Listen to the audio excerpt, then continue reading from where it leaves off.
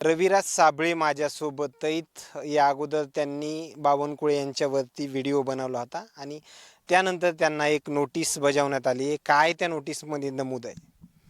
मुळातच त्या नोटीसमध्ये असं लिहिलेलं आहे की तुम्ही आमची बदनामी केली आणि बदनामी केली म्हणून तुम्ही आम्हाला पैसे द्या.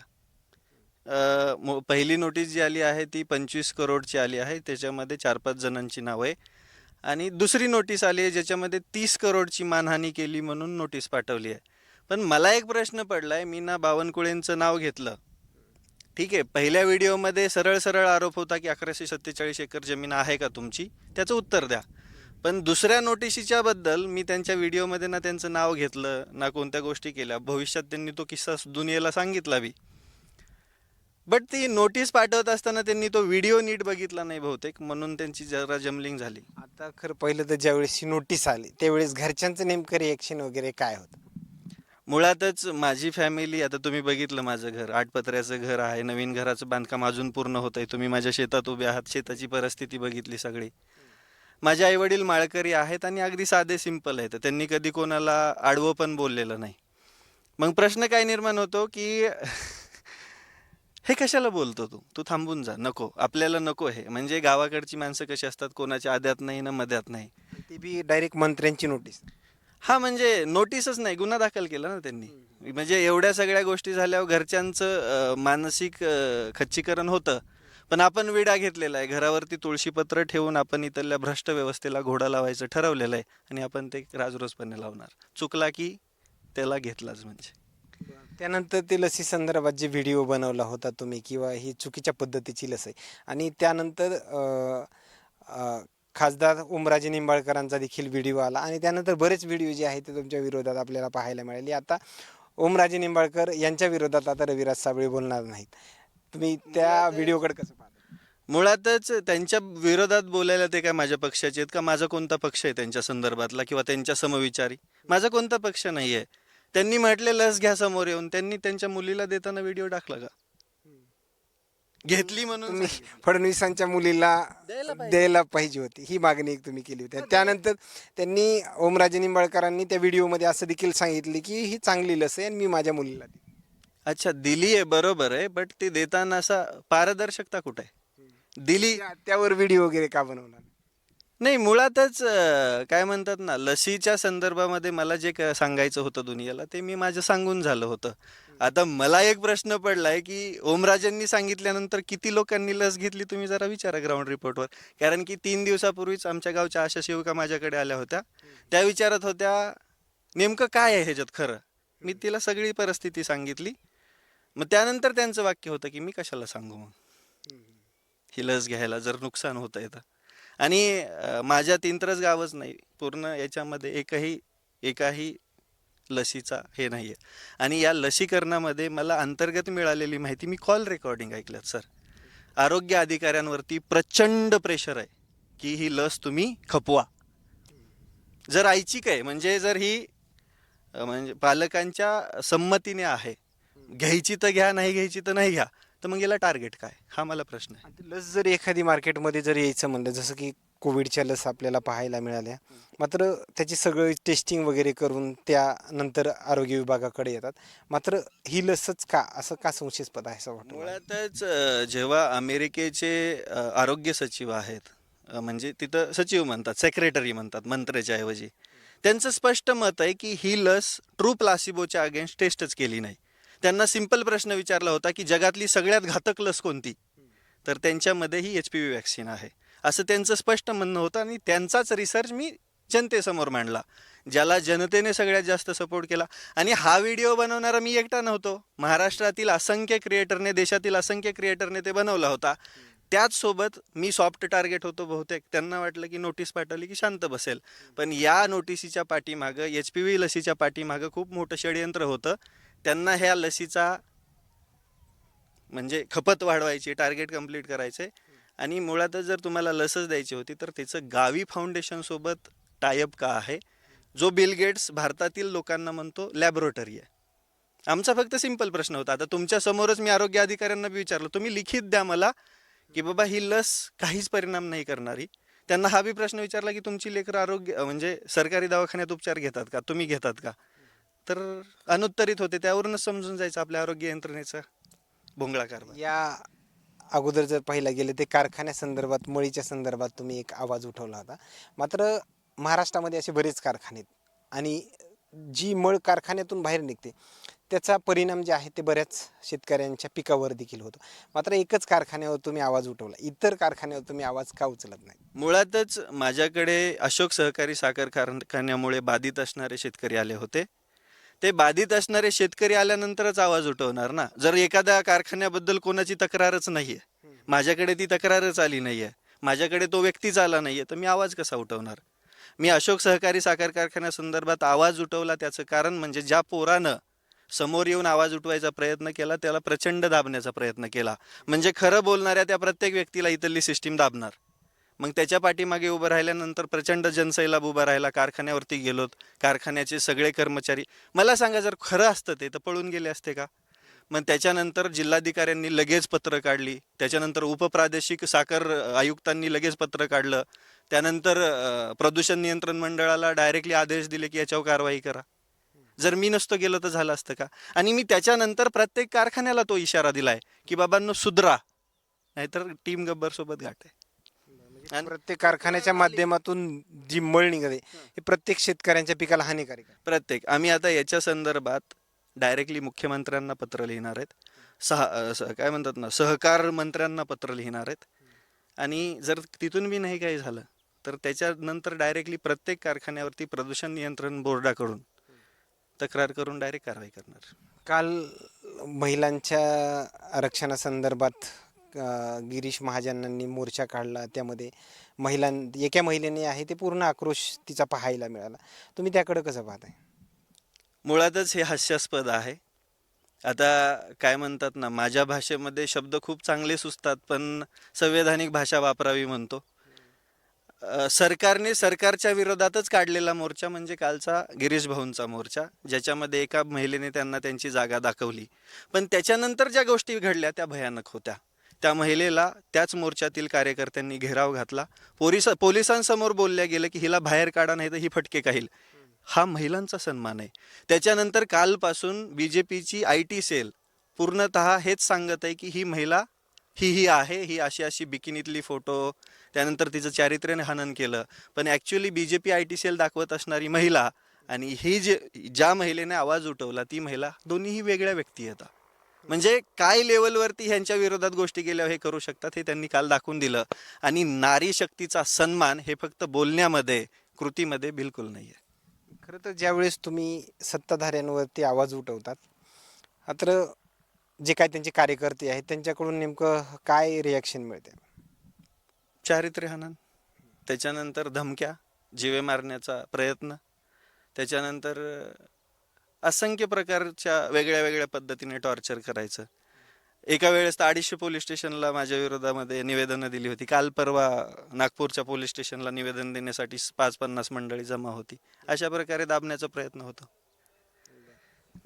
2025चा पीक विमा जे आहे ते शेतकऱ्यांना अद्यापही मिळाला नाही असे शेतकरी म्हणतात. तुम्ही त्या संदर्भात काही अधिक माहिती वगैरे घेतली? 2025च्या संदर्भामध्ये सुप्रीम कोर्टामध्ये केस चालू आहे. त्याच्या संदर्भात निकाल पण लागलेला आहे पण पैसे काही वर्ग झालेले नाहीत. बहुतेक या सरकारला शेतकऱ्यांचं काही घेणं देणं नाही आहे. पीक विमा शेतकऱ्यांनी भरलाय, पीक आरक्षित केलेलं आहे, म्हणजे पिकाला संरक्षण दिलेलं आहे. आणि संरक्षण दिल्यानंतर नुकसान झालं, नुकसानीचे तेच निकष ठरवतात आणि जेव्हा पैसे मंजूर होतात तेव्हा ते पण देत नाहीत. म्हणजे हे निलाजरेपणाचं लक्षण आहे. आणि खरं पाहिलं तर ज्यावेळेस तुम्ही शेतातून वगैरे व्हिडिओ बनवतात आणि काही तासामध्ये जो आहे तो मिलियन्स क्रॉस करतो, लाखावरती व्ह्यूज येतात. ज्यावेळेस तो व्हिडिओ एखाद्या नेत्याच्या विरोधात बनतो त्यावेळेस त्यांचे कार्यकर्ते वगैरे फोन कॉलवरून नेमकं काय धमक्या वगैरे देतात किंवा कधी घरापर्यंत आले असा कधी प्रकार वगैरे झाला का? अजूनपर्यंत तर घरापर्यंत यायची हिंमत कोणी केली नाही. पण फोन्स आले, धमक्या आल्या, पोलीस स्टेशनला असंख्य एन्स्या दाखल आहेत. आणि काय म्हणतात ना, नेस्तनाबूत करण्याचे प्रत्येक प्रकारचे प्रयत्न झालेले आहेत. काल विठ्ठल कांगणे सरांची आणि तुमची भेट पण झाली. त्यांचं इन्स्टाचं अकाउंट जे आहे ते डिलीट देखील झाले असं माहिती आहे. मात्र काय चर्चा झाली दोघांमध्ये? मुळातच कांगणे सरांचं पहिलं वाक्य होतं, एक अकाउंट डिलीट केलं, एक अकाउंट भारतात बॅन केलं म्हणजे आवाज दबत नाही, उलट तो उसळतो. अकाउंट डिलीट झाल्यानंतर मला नाही वाटत सरांना काही फरक पडला, त्यांच्या लोकप्रियतेमध्ये काही फरक पडला, उलट लोकप्रियता वाढली आणि लढूया बोलले. त्यांचं आता काय मुळातच हा महिना त्यांचा प्रबोधनाचा सगळ्यात महत्त्वाचा महिना असतो. कारण की विश्वरत्न भारतरत्न डॉक्टर बाबासाहेब आंबेडकरांची जयंती असते. त्या संदर्भामध्ये असंख्य ठिकाणी जाऊन व्याख्यानं देतात. त्यामुळे हा महिना त्यांचा फुल तारका गेल्यामुळे आम्ही फक्त मंत्रालयावर जायचं पुढं थोडं थोडं पुढं ढकललंय. पण मंत्रालयाला आमची धग तर 100% दिसणार आहे. आता ह्याच्यामध्ये तुम्ही बोलत बोलत असत म्हणलं की माझी भाषा जरा काहीशी वेगळी, मात्र ती का भाषा वापरावं लागते? लोकांना वाटतं मी शिव्या देतो, पण माझ्या मते झाकणझुल्या ही शिवी नाहीये, भिकारचोट ही शिवी नाहीये. शिवी द्यायची म्हटल्यावर शिव्या मराठवाड्यातीलच आणि विशेषतः महाराष्ट्रातील जनतेला माहिती आहे शिव्या काय असतात ते. जर या भाषेमध्येच यांना कळत असेल, मुळातच हा रोष आहे सर, हा आक्रोश आहे. तुम्ही माझ्या शेतात बघताय, माझ्या आजूबाजूची सगळी परिस्थिती इथं तुम्हाला कॅनल दिसला का? महाराष्ट्राला एवढ्या मोठ्या प्रमाणामध्ये सत्तेसाठी बहुमत दिलंय, मतदान केलंय, मात्र अंडभक्त, मात्र हा शब्द काहीतरी कुणाला तरी प्रत्येक भाजपच्या कार्यकर्त्यांना, मतदारांना काहीतरी म्हणजे मनाला लागत असेल असं वाटतं. हे मुळातच सर हे म्हणण्याचं रिझन फक्त एक आहे. कालचीच घटना घ्या. महिला शक्तीचा, नारी शक्तीचा सन्मान करण्याचं बोलायचं एकीकडे आणि दुसरीकडे महिलेचा अपमान करायचा. ठीक आहे, तुम्हाला प्रोपोगंडा सेट करायचा आहे, त्याच्यासाठी तुम्हाला महिलाच लागली. ज्या महिलेचे तुम्ही व्हिडिओ, फोटो व्हायरल केले, ती महिला नव्हती का? तिचा जगण्याचा अधिकार आहे ना, ती कशीही जगत असेल. पण तुम्ही तिचं चारित्र्य हनन करण्याचा तुम्हाला काय अधिकार? आणि तुम्ही कोणत्या अँगलने त्या महिलेबद्दल बोललात? का बोललात?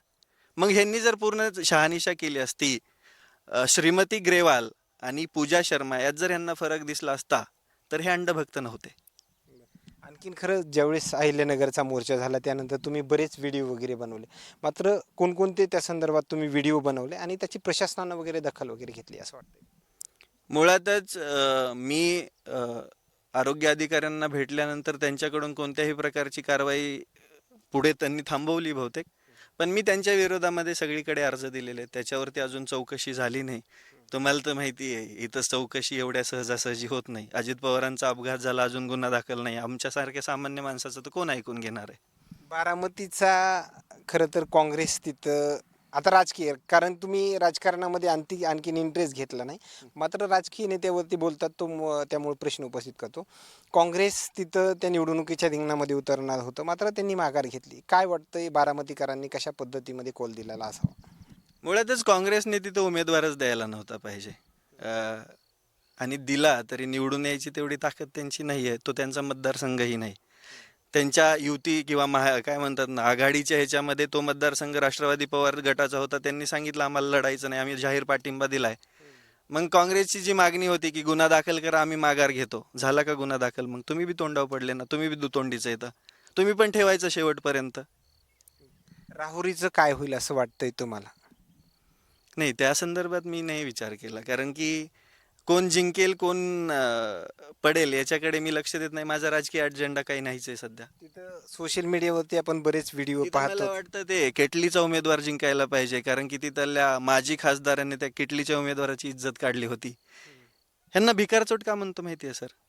हे श्रीमंत असून भिकारचोट आहेत. ह्यांना गरीब, सामान्य, बिछडा हे जे लोक आहेत ना, हे मुंग्यासारखे वाटतात. पायाखाली आलं की रगडायचं. आणि त्या दिवसचं माजी खासदारांचं जे स्टेटमेंट होतं की काय अवकात आहे, काय लायकी आहे त्या किटलीच्या उमेदवाराबद्दल, ती म्हणजे मनाला कुठेतरी बेचैन करणारी, अस्वस्थ करणारी होती. आणि निवडून तोच यायला पाहिजे, माझं मत आहे. आता ज्यावेळेस तुम्ही हे शेतातले वगैरे व्हिडिओ बनवतात, शेतकऱ्यांना मदत करतात, मात्र तुमच्या माध्यमातून फसवणूक झाल्याचे व्हिडिओ सोशल मीडियावरती बरेच पाहायला मिळतात. मला सांगा सर, तुमची आणि माझी गाठ भेटही नाही, तुमचा माझा संवादही नाही, तुमचं माझं एक सोबत कामही नाही. तो व्यक्ती उठतो आणि म्हणतो की माझी फसवणूक झाली किंवा कोणाची फसवणूक झाली. आणि जर मी एवढीच फसवणूक करतोय तर पोलीस स्टेशन कुठं गेलंय? प्रूफ असतातच ना काहीतरी. कोणीतरी आता मी तुम्हाला सिंपल सांगतो, महाराष्ट्रामध्ये रविराज साबळे पाटील नाव टाकलं आणि त्या नावाने व्हिडिओ टाकला की मिलियनभर व्ह्यू आरामात येऊन जातात. मग व्ह्यू येत आहेत किंवा लोकांमध्ये जात आहे म्हणून काहीही करणं म्हणजे आरोप करणं जे आरोप केले जातात त्याला तथ्य असायला पाहिजे. मुळातच तुम्ही माझ्या पेरूच्या बागेमध्ये उभा आहे, ही बाग पण 9 महिन्याची आहे. माझे असंख्य शेतकरी, ज्या शेतकऱ्यांसोबत आत्ता माझ्याकडे 450 ग्रुप आहेत पेरूचे. किती? त्यातला एकही शेतकरी तक्रार करायला नाहीये. त्यांच्यासोबत माझं राजरोजपणे काम चालू आहे. मग तक्रार करणारे कोण आहेत? ज्यांचा माझा काहीच संबंध नाहीये, ज्यांचं माझं कधीच इंट्रोडक्शन नाहीये. जर असतं तर माझं व्हायरल केलं असतं ना काहीतरी. तरी पण असे व्हिडिओ का बनले जातात असं वाटतं? राजकारणाला विरोध आहे ना. राज्यकर्त्यांना, कोणत्या तरी नेत्याचा कोणतरी कार्यकर्ता असतो. मग त्या नेत्याला बोलल्यानंतर कार्यकर्ता उठतो आणि म्हणतो की मी शेतकऱ्यांची फसवणूक करायला काय आहे या शेतीमध्ये? मला सांगा सर, फेसबुकवरून येणारा, आता तुम्हाला बी माहिती आहे यूट्यूब आणि फेसबुकवरून पैसे येतात व्हिडिओ बनवल्या, त्याच्यातून येणारा सगळा पैसा मी जर शेतकऱ्यांच्या लेकरांवरती खर्च करत असेल तर मी पैशाचा हबाबलेला असेल का हो? आतापर्यंत किती शेतकऱ्यांना मदत करण्यात आली आतापर्यंत? असं काही गणित वगैरे तुम्ही जुळवलं यूट्यूब फेसबुकच्या माध्यमातून येणारे कमाईच्या माध्यमातून? मी सगळ्यात सुरुवातीला मदत करायला चालू केलं ते माझ्या गावातल्या जिल्हा परिषद शाळेमधून.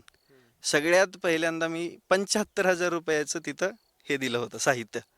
तिथून माझा प्रवास सुरू झाला. जे यूट्यूब आणि फेसबुकवरून पैसे येतात ते ॲज इट इज मी या लेकरांवरती खर्च करतो.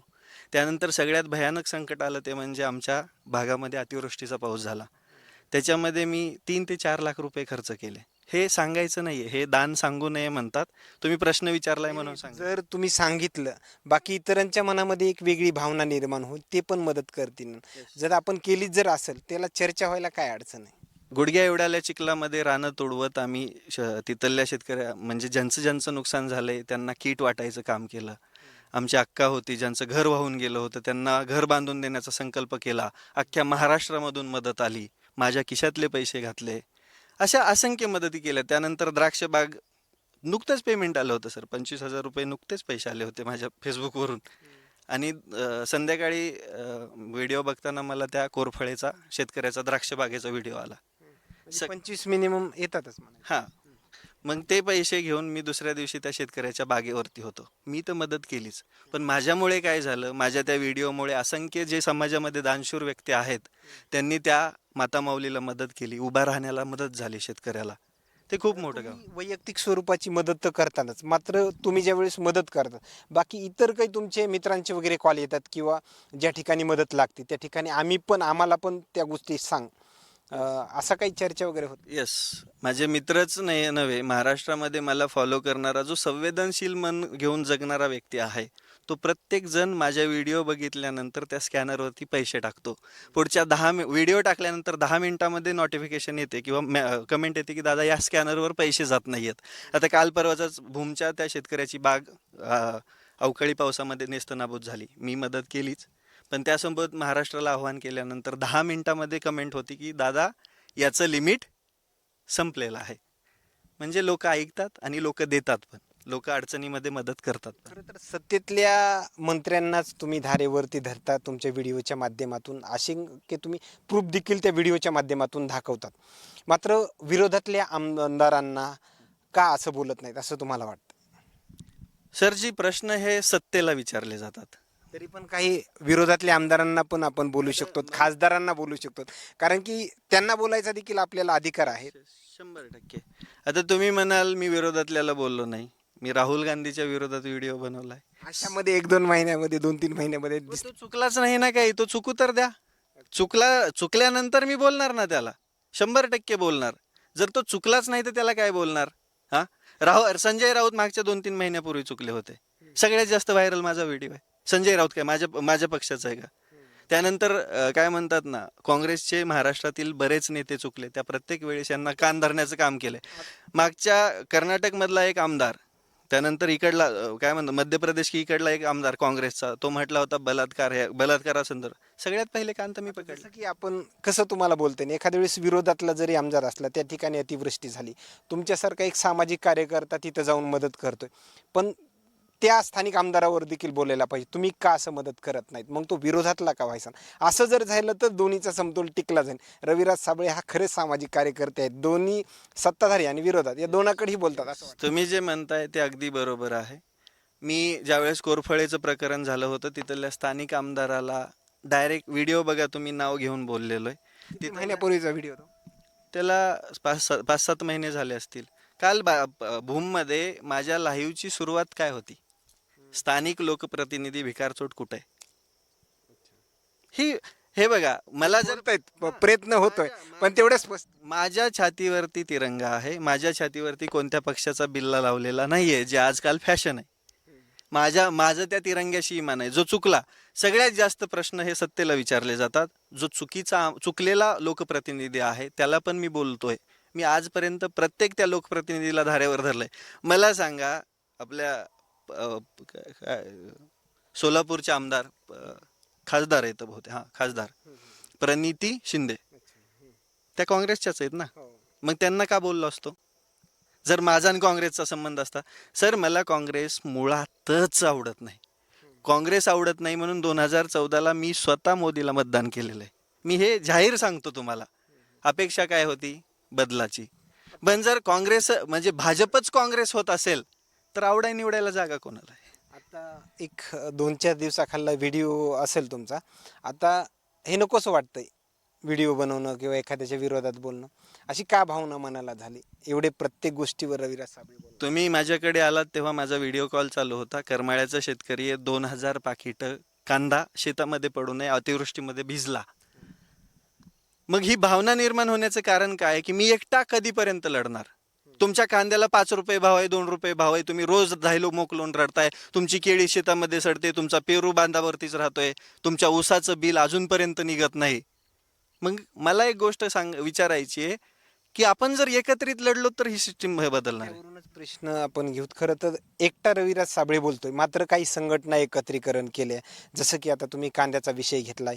कांद्यासंदर्भात एखादं चांगलं आंदोलन संघटनाशी संपर्क करून करावं, असं कधी वाटत नाही किंवा तसा प्रयत्न वगैरे पुढल्या काही कार्यकाळात करणार? मी प्रत्येक वेळेस केलेला आहे. मी आत्ता पण शेतकऱ्याला काय सांगितलं की 2 दिवसामध्ये मी तुमच्या बांधावरती येतोय. तिथं जमा असलेल्या शेतकऱ्यांचं हेच प्रबोधन असेल की बाबा, आपल्याला बदल करणं अनिवार्य आहे. आपल्याला संघटन किंवा एकत्रित येणं गरजेचं आहे. संघटन करायचं म्हणजे नाव द्यायचं, लेबल द्यायचं आणि पद घ्यायचं नाही. नाव नसलं तरी बी संघटन असतं. एकत्रित सगळ्या शेतकऱ्यांनी लढलं एकत्रित तर बदल होणार आहे आणि आम्ही तो रोज करतोय. शेतकऱ्यांची ताकद एकत्रीकरण करण्यापेक्षा संघटनाच्या माध्यमातून जर तुम्ही एकत्रीकरण येऊन जर जिल्हा स्तरावरले मोठमोठे आंदोलनं जर तुम्ही उभारली तर याची दखल सरकार हे नक्कीच घेईल. मात्र तशा पद्धतीचा प्रयत्न वगैरे करावा असं वाटतं? मी आता मला सांगा, काल कारखान्यावरचं आंदोलन झालं, ते पण संघटन करूनच आंदोलन होतं ना. तसेच आंदोलन, आता प्रयत्न नाही असं नाही म्हणू शकत ना, कारण की मी त्या प्रत्येक ठिकाणी पोहोचलोय जिथं अडचण आली आहे. कोरफळेच्या प्रकरणामध्ये मी पोलीस स्टेशनला गेलो होतो. मी त्या मालेगावच्या चिमुरडीवरती अत्याचार झाला, प्रत्येक जण येऊन भेटून गेला, पण पोलीस स्टेशनपर्यंत कोण गेलं होतं का? मी गेलो होतो जनसमुदायाला घेऊन. काल कारखान्याचा प्रश्न होता, कारखान्याच्या प्रश्नावरती मी कारखान्यावरती कोणाला घेऊन गेलो? शेतकऱ्यांनाच घेऊन गेलो ना. तुम्ही स्वतः आरोग्य अधिकाऱ्यांबद्दल बघितलं, ती वैयक्तिक मला नोटीस नव्हती. HPV वॅक्सिन बळजबरी या महाराष्ट्रातील, या भारतातील लोकांना देण्याचा तो प्रयत्न होता. मग तिथं मी धडक पोहोचलो, तिथं पण संघटन होतच ना. संघटन म्हणजे एकत्रित माणसं घेऊन जाणं. संघटन, आतापर्यंत तुम्ही शेतकऱ्यांच्या खूप संघटना बघितल्या. प्रत्येक मुख्य नेत्याने पद घेतल्यानंतर सरकारसारखं बोलायचं काम केलंय. आतापर्यंत कोणीही विदाऊट पद घेऊन जगलेलं नाहीये. जर तुम्हाला ठीक आहे ना, तुम्हाला लोकप्रतिनिधी व्हायचंय ना, तुम्ही निष्पक्ष आहात ना, तुम्ही शेतकऱ्यांसाठी लढताय, अपक्ष बनून जावा ना त्या ह्याच्यामध्ये. मग तुम्हाला संघटना का लागते? तुम्हाला एखादा पक्ष का लागतो? मला ते नाही करायचं. मला जर ते करायचं असतं तर आतापर्यंत मला सांगा सर, बोलणाऱ्या प्रत्येक माणसाला आज आमदार केलेला बघितलंय तुम्ही, मी झालो नसतो का? माझा तुम्हाला प्रश्न आहे की बाबा, माझ्यामध्ये ती ॲबिलिटी नाही आहे का की मी एखाद्या पक्षाच्या वळचणीला गेल्यावरती मोठ्या पदावर जाणार नाही? संघटन तयार केलं तर नक्की पक्ष विचार पण करेल, पण संघटन केलं ना. आम्ही टीम गब्बर कशासाठी स्थापन केली? टीम गब्बर म्हणजे काय? प्रत्येक गावामध्ये, प्रत्येक तालुक्यामध्ये असा एक पोरगा पाहिजे जो सत्तेला प्रश्न विचारेल, आणि आम्ही ते बनवायचं रोज काम करतोय. बाकी खरं पाहिलं तर तुम्ही शेतकऱ्यांचे व्हिडिओ जे आहेत ते तुमच्या सोशल मीडियाच्या अकाउंटवर थोडे कमी झालेत. राजकीय नेते मंडळींना तुम्ही बोलतायत, मात्र आता का ते जे व्हिडिओ तयार करतात तुम्ही शेतकऱ्यांच्या प्रत्यक्ष बांधावर जाऊन शेतकऱ्याला तुम्ही कशा पद्धतीमध्ये मार्गदर्शन केलं, उत्पन्न त्याचं दुप्पट कसं केलं, ते व्हिडिओ कमी झाले? मला एक्सपिरियन्स खराब आहे सर. मी तो डिस्क्लोज नाही करू शकत, पण मला एक्सपिरियन्स खराब आहे म्हणून मी थोडंसं नाही वाटत का. त्याचं रिझन फक्त एक आहे, जर आपली जाण नसेल कोणाला, जर मी कोणासाठी तरी काही निदान जाण तर ठेवा ना. असं वाटतं किंवा व्हिडिओ आपल्या विरोधामध्ये बनवलेले शेतकऱ्यासंदर्भात जरी मदत केली तरी मात्र त्यावरून नकोच वाटायला. नाही, बिलकुल नाही. तसं काहीच नाही. आता मी मागच्या महिन्यामध्ये शेतकऱ्याच्या बांधावरती होतो व्हिजिटला. मी शेतकऱ्यांसंदर्भात बोलत असताना आता पेरूची ही बाग आहे. या संदर्भात व्हिडिओ टाकला. त्यात मी एकाही ठिकाणी जाहिरात करत नाही. तरी बी लोकांना वाटतं की याला पेरूची रोपं विकायचेत. माहितीच दिलेली असती. पण लोकांना वाटतं की हे असं करायचे. पण तसा काहीही हेतू नाहीये. शेतकऱ्यांसाठीचं माझं अविरत रोज काम चालू आहे. रोज मी शेतकऱ्यांसाठी लढत आहे. सत्तेला प्रश्न विचारणं म्हणजे शेतकऱ्यांसाठी काम करणंच आहे. शेतकऱ्याची परिस्थिती सगळ्यात जास्त खराब कोणी केली असेल तर या सत्ताधाऱ्यांनी केली आहे. मला सांगा, माजी कृषी मंत्री आता माजी झाले, पण जेव्हा कृषी मंत्री असताना त्या माणसाची हिंमत का होते शेतकऱ्यांना भिकारी म्हणायची? कारण की त्यांना माहिती आहे शेतकऱ्यासाठी कोण बोलणारं नाहीये. मग यांना धडा शिकवण्यासाठी राजसत्तेला प्रश्न विचारले जातात. माझं शेतकऱ्यांना मार्गदर्शन, मी तुम्हाला मगाच सांगितलं की 450 ग्रुप आहेत माझे शेतकऱ्यांसोबत. किती? त्या 450 ग्रुपवरती माझं रोज काम चालू होतं. दाखव अक्षय. शेवटचा प्रश्न खरं तर आता रविराज साबळे यांच्या टार्गेटवरती नेमकं काय, कशा संदर्भात आंदोलन उभा करायचे आणि आवाज उचलण्यासाठी नेमकं काय काय करायचं? एक मिनिट, मी तुम्हाला माझं काम दाखवतो. आता हे बघा, महाराष्ट्राच्या जनतेला दिसेल पेरू लागवड, पेरू लागवड. स्क्रोल करतोय, हे रोज अपडेट आहे. कधी आहे? आजचे कालचे अपडेट आहेत हे. आता काय पुढला नेमका विचार काय आहे नेमका तुमचा? काय करायचं, कशावर आवाज उठवायचा? मुळातच माझं सगळ्यात पहिलं मत आहे, जिथं अन्याय होतो तिथं मी आवाज उठवणार. मग माझ्यासमोर कोणताही विषय आला, माझ्यासमोर कोणताही टॉपिक आला, तर मी त्याच्यावरती बोलणार आणि मी बोलत राहणार. आता कांद्याचा विषय घेतला, बाकी तसा आणखी एखादा विषय वगैरे आहे? सध्या तर कांद्याचा विषय खूप गंभीर आहे, कारण की शेतकऱ्याचा कांदा निघलाय आणि अवकाळी पावसामुळे प्रत्येक व्यापाऱ्याने दर पाडलेत, जे की पाडायला नव्हते पाहिजे. युद्धाची परिस्थिती सांगून व्यापारी शेतकऱ्यांना लुटतायत.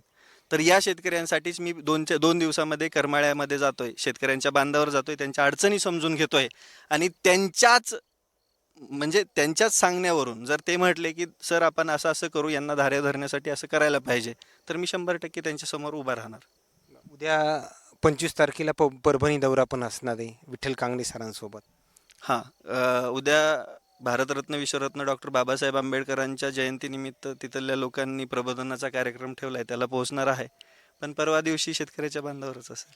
ओके, धन्यवाद. ही होती रविराजजी साबळे, त्यांच्या आलेल्या प्रतिक्रिया. मात्र आणखीन काही नवीन अपडेट्स मिळतील का, हेही पाहणं तेवढंच महत्त्वाचं ठरणार आहे. झालेली चर्चा ही मात्र काय सांगून जाते हे नक्कीच समजलं असेल. कॅमेरामॅनसोबत सूर्यज मीडिया, खरडा.